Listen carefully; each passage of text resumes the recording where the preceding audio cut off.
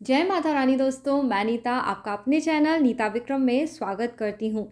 जगदम्बा के नाम का जयकारा लगाएं कमेंट सेक्शन में। जय माता रानी, हर हर महादेव अवश्य लिखिए। भोलेनाथ की कृपा से आपकी हर मनोकामना अवश्य पूरी हो जाएगी। साल का आखिरी प्रदोष का व्रत है। इस दिन पे एक लोटे जल से आप विशेष उपाय अवश्य करिए। इस उपाय को करने से धन धान्य सुख सौभाग्य की प्राप्ति होगी। जो आपकी मनोकामना रहेंगी, सभी मनोकामना को भोलेनाथ शिव शंभू पूरा करेंगे। सच्ची श्रद्धा और भक्ति से किए हुए उपायों से भोलेनाथ शीघ्र प्रसन्न हो जाते हैं और अपने भक्तों की मनोकामना पूरी कर देते हैं। ऐसे घर जहाँ प्रदोष का व्रत रखा जाता है, वहाँ कभी धन की कमी नहीं होती, सदैव सुख सौभाग्य रहता है। शिव चालीसा के अनुसार जो भी स्त्री और पुरुष प्रदोष त्रयोदशी व्रत रखते हैं, उनके जीवन में कभी कोई कलेश संकट नहीं रहता है। त्रयोदशी व्रत करें हमेशा, तन नहीं ताके रहे कलेसा। सभी प्रकार के कार्यों को भोलेनाथ स्वयं पूर्ण कर देते हैं। आपके जीवन में जो भी आपकी इच्छा होगी, उसे भोलेनाथ ज़रूर पूरी करेंगे। तो दोस्तों, वीडियो आगे बढ़ाएं उसके पहले जल्दी से नीता विक्रम चैनल सब्सक्राइब करें। वीडियो के नीचे बने हुए लाल रंग के सब्सक्राइब के बटन को प्रेस करिए और बाजू में बनी हुई घंटी और बेल के आइकन को प्रेस करिए। इससे आपको पूजा पाठ संबंधी सब जानकारी निःशुल्क प्राप्त होंगी। आज का वीडियो पसंद आता है तो इस वीडियो को लाइक करना और परिवार मित्रों के साथ अधिक से अधिक अवश्य शेयर करना। दोस्तों, आज है 27 दिसंबर 2020 की तारीख और रविवार का दिन है। मार्गशीर्ष मास के शुक्ल पक्ष का प्रदोष त्रयोदशी का व्रत है। रवि प्रदोष का व्रत करने से निरोगी काया होती है। विशेष तौर पे जिन लोगों का स्वास्थ्य अच्छा नहीं होता और वह चाहते हैं कि उन्हें स्वास्थ्य का लाभ मिले, उन्हें रविवार से त्रयोदशी व्रत प्रारंभ करना चाहिए और 1 वर्ष तक नियम पूर्वक हर त्रयोदशी का आप व्रत करें। जब 1 वर्ष पूर्ण हो जाए तो विधि विधान के अनुसार त्रयोदशी व्रत का उद्यापन करें। इस प्रकार से यदि आपने ये संकल्प लेके व्रत रखा है कि हे प्रभु, हे भोलेनाथ, मेरे स्वास्थ्य को अच्छा कर दीजिए, तो ज़रूर ही आपके स्वास्थ्य में अच्छे परिवर्तन होंगे, आपको सुख मिलेगा, सौभाग्य अवश्य मिलेगा। आप नीता विक्रम चैनल पे जाके देख सकते हैं कि अलग अलग वार के हिसाब से प्रदोष त्रयोदशी के व्रत कैसे रखने हैं। जैसे सोमवार त्रयोदशी का व्रत सभी मनोकामनाएं पूर्ण करने के लिए रखा जाता है। शनिवार से जो प्रदोष व्रत प्रारंभ करते हैं, उन्हें संतान का सुख प्राप्त होता है। तो बाकी जो भी दिन हैं जो मैंने छोड़ दिए हैं, उनके बारे में भी आप जानकारी प्राप्त करिए। मैं कोशिश करूंगी नीता विक्रम चैनल के पहले कमेंट सेक्शन में सारे प्रदोष का व्रत किस प्रकार शुरू करना है, सारे नियम मैं आपको बता दूं। और एक खास बात, जो लोग भी प्रदोष त्रयोदशी का व्रत रख रहे हैं, वो शाम के समय एक समय भोजन कर सकते हैं। मैंने जब पिछली बार वीडियो बनाया था तो मैंने उस समय ये बोल दिया था कि आप सिर्फ उपवास का खाना खाएं, पर ये ज़रूरी नहीं है। आप रात में एक समय भोजन करके एक अनाज का भोजन कर लीजिए, पराठा सब्जी खा के इस व्रत को आप कर सकते हैं। व्रत करना बहुत ही आसान है। सुबह ब्रह्म मुहूर्त में आपको उठना है, जितना जल्दी उठ सकें। एकदम 3:30-4 बजे यदि नहीं उठ पाते तो कम से कम 6 बजे उठें। भोलेनाथ शिव शंभू का स्मरण करते हुए अपने बिस्तर को छोड़ दें।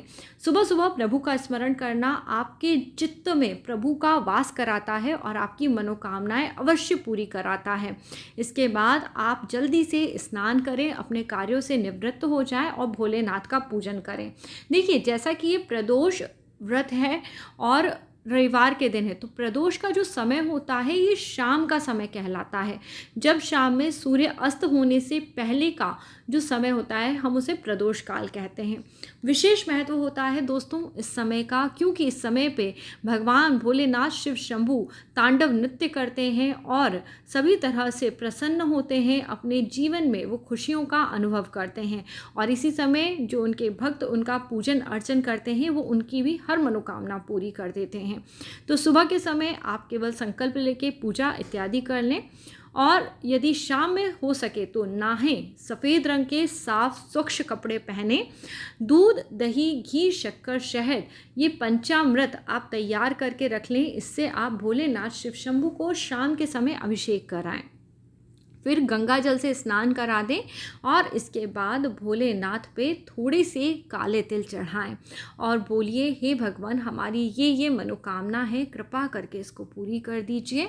और सबसे ज़्यादा अच्छी बात यह है कि अगर आप नहीं भी बोलते और केवल आप भक्ति से संलग्न होकर अपनी पूजन कर लेते हैं तो करने मात्र से आपकी जो इच्छाएं हैं वो पूरी हो जाती हैं। और काले तिल का विशेष प्रयोग इसलिए करा जाता है जिससे कि यदि आपके जीवन में कोई संकट चल रहा है, क्योंकि हमारे जीवन में जो कुछ भी हो रहा है उसमें से हमें कुछ भी चीज़ पता नहीं होती कि भविष्य में क्या होने वाला है, परंतु ईश्वर को भविष्य का सब पता होता है। तो यदि कोई संकट हो तो उसका नाश अवश्य होता है। भोलेनाथ माँ पार्वती की कृपा से ही ये पूरा संसार चलायमान है। सुख सौभाग्य धन का जितना भी आपको ज़रूरत हो वो मिलता है केवल ईश्वर की कृपा से। तो अपनी पूजा को बहुत ही श्रद्धा भक्ति के साथ करिए। भगवान पे बिल्व पत्र, शमी पत्र और भस्म ज़रूर चढ़ाइए। जी हाँ, भस्म चढ़ाने से भोलेनाथ शिव शंभू प्रसन्न हो जाते हैं और अपने भक्तों का कल्याण करते हैं। दोस्तों, ये रवि प्रदोष का दिन है। इस दिन पे आपको रवि प्रदोष की कथा ज़रूर कहनी चाहिए। इस कथा को कहिए और भगवान की आरती करिए और उनको चरण स्पर्श करिए और उनसे क्षमा प्रार्थना ज़रूर करें। इस तरह पूरे भक्ति के साथ भोलेनाथ का स्मरण करते हुए व्रत करें। हो सके तो भोलेनाथ को प्रसन्न करने के लिए जप इत्यादि ज़रूर करें। ओम नमः शिवाय, शिवाय नमः ओम। इस मंत्र में भोलेनाथ के लिए ओम नमः शिवाय और शिवाय नमः ओम हम पार्वती जी के लिए बोलते हैं। तो एक तरह से ये संपूर्ण मंत्र है जो आपकी मनोकामना को पूर्ण करता है, क्योंकि भोलेनाथ माँ पार्वती के साथ अपने घर संसार को पूर्ण करते हैं और जब शक्ति और शिव साथ में होते हैं तभी वह संसार के कार्य करते हैं। तो इस मंत्र को आप बिल्कुल बहुत ध्यान से प्रतिदिन बोलेंगे तो आप देखेंगे कि आपकी हर इच्छा भोलेनाथ शिव शंभू बहुत जल्दी सुनते हैं। जिन लोगों को खासतौर पे शिव जी में अटूट भक्ति है वो इस पूजन को करें और इस तरह से व्रत पूजा पाठ करके अपने व्रत को पूर्ण करें। मंदिर में यदि आप जाते हैं तो मंदिर में जो नंदी जी बने रहते हैं, नंदी जी के पीठ पे हाथ जरूर फेरना चाहिए। पीठ पे हाथ फेरने मात्र से आपके जीवन के बड़े बड़े कष्ट दूर हो जाते हैं। या फिर कहीं आपको बैल दिख जाए, जिसे हम वृष भी बोलते हैं, वृष रूप में आप उनके पीठ पे हाथ फेरिए। देखिएगा, आप जो लोग भी बहुत इस समय संकट या कष्ट में होंगे, यदि वो प्रतिदिन केवल किसी गाय बैल के पीठ पे हाथ फेर देंगे तो उनका भाग्य उदय होने लग जाएगा और जीवन में सुख सौभाग्य बढ़ेगा। ऐसी ईश्वरीय शक्ति है इन प्राणियों में जिसके कारण आपका भी कल्याण होता है। तो इस बात को आप सभी को कोटि कोटि नमन करना चाहिए और शिव जी के नाम का जयकारा लगाइए, हर हर महादेव ज़रूर कहिए। अब मैं आपको रवि प्रदोष के व्रत की कथा सुना रही हूँ। जिन्हें भी श्रद्धा है वह इस कथा को ज़रूर सुने, क्योंकि ये कथा आपका कल्याण करने वाली है। एक समय की बात है, मनुष्यों के कल्याण के लिए सभी ऋषि मुनि एकत्रित हुए और उन्होंने प्रदोष व्रत के विषय में बहुत ही विस्तार से सूत जी से पूछा। तब सूत जी इस कथा को कहने लगे कि रविवार प्रदोष के मैं आपको त्रयोदशी व्रत की कथा सुनाता हूँ। एक समय पे एक बहुत ही गरीब दीन दुखी स्त्री एक गांव में वास करा करती थी। उसके घर में बहुत ही पैसे की कमी थी। उसका एक बेटा था। एक बार उसका बेटा गाँव से बाहर कुछ नौकरी काम धंधे की तलाश में जा रहा था। वहाँ पे कुछ चोर आए और उस लड़के से बोलने लगे कि अभी के अभी तुम हमें अपने पिता के गुप्त धन के बारे में बता दो, वरना हम तुम्हें यहाँ मार डालेंगे। लड़का बहुत भयभीत हो गया और डर के मारे कांपने लगा। उसके पास एक छोटी सी पोटली थी। चोरों ने बोला, तुम्होंने इस पोटली में क्या रख रखा है?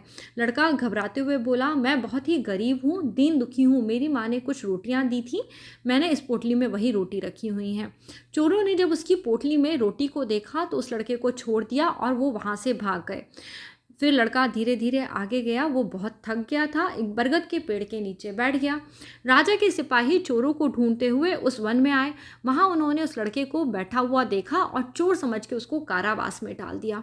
लड़का बहुत दुखी हुआ, मन से पछताता रहा और भोलेनाथ शिव शंभू से प्रार्थना करने लगा, हे भगवान, कृपा करें, मेरी रक्षा करें। अगले दिन लड़के की माँ जिन्होंने प्रदोष का व्रत रखा था उन्होंने मन ही मन भोलेनाथ के चरणों में अर्जी लगाई, हे भगवान, पता नहीं मेरा पुत्र किस अवस्था में होगा, कृपा करके उसकी रक्षा करना, उसके जीवन के कष्टों को दूर करना, हमारा उद्धार कर देना। ऐसा सोचने मात्र से भगवान भोलेनाथ ने उस स्त्री पे कृपा करी और राजा को स्वप्न आया। राजा को स्वप्न में भोलेनाथ ने कहा, ऐसा बालक आपने अपने कारावास में जिसे बंद कर रखा है उसने चोरी नहीं करी थी, इसलिए आप कृपा करके उसे छोड़ दें, वरना आपका पूरा का पूरा राजपाट समाप्त हो जाएगा। राजा नींद से हड़बड़ाते हुए उठ गया। उसने सिपाहियों को उस लड़के को बुलाने के लिए भेजा। लड़के से पूछा, लड़के ने सारी बात बता दी। अब राजा ने सिपाहियों को भेजा, उस लड़के के माता पिता को बुलवाया। लड़के के माता पिता बहुत डरते हुए राजा के सामने आके उपस्थित हुए। बोलने लगे, हम बहुत गरीब हैं महाराज, हमसे यदि कोई गलती हो गई है तो हमें माफ़ कर दीजिए, क्षमा कर दीजिए। राजा ने बोला, आपसे कोई गलती नहीं हुई है, आप बहुत दीन दुखी हैं, परंतु आपसे ईश्वर बहुत प्रसन्न है, आपसे भोलेनाथ बहुत प्रसन्न है, इसलिए मैं आप लोगों को 5 गांव दान में देता हूँ, जिससे कि आप सुख सौभाग्य के साथ रह सकें और आपके ऊपर ईश्वर की कृपा हो। और जो लोग ईश्वर के भक्तों की सेवा करते हैं उन पे ईश्वर स्वतः कृपा करते हैं। ये भाव आप यहाँ पे ज़रूर समझिए। ऐसे लोग जो ईश्वर के चरणों में प्रतिदिन नमन करते हैं, उनका पूजन अर्चन करते हैं, हमें उनका यदि हम क्षण भर के लिए भी पूजन कर लेते हैं तो उनके पुण्य का कई गुना भाग हमें प्राप्त हो जाता है। ईश्वर की महिमा बहुत अलग है। जो लोग ईश्वर के भक्तों की भी थोड़ी सी सेवा कर देते हैं उन्हें भी ईश्वरीय कृपा प्राप्त होती है। तो आप भी रवि प्रदोष के व्रत को करिए, ईश्वर के ऊपर अपनी पूरी श्रद्धा आस्था बना के रखिए। ज़रूर आपके जीवन में धन धान्य सुख सौभाग्य की प्राप्ति होगी। आज का वीडियो यदि पसंद आता है तो इसे लाइक करना, परिवार मित्रों के साथ ज़रूर शेयर करना। जय माता रानी, हर हर महादेव आपका कल्याण करें।